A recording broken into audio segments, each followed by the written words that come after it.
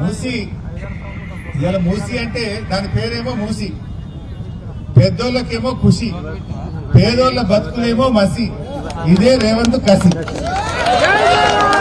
రేవంత్ రెడ్డి ఎవరి కోసం చేస్తున్నారు ఆయన? ఇక్కడ ఉన్నట్టు శాలరైజ్డ్ ఎంప్లాయీస్. మూసి సుందరీకరణ పేరిట పేదోళ్ళు ఇళ్ళకి వచ్చాను. మూసి సుందరీకరణ పేరిట చేయి, కావాల్సినంత ఖాళీ ల్యాండ్ ఉన్నది, ఉన్న ఖాళీ ల్యాండ్ లో సుందరీకరణ చేయి.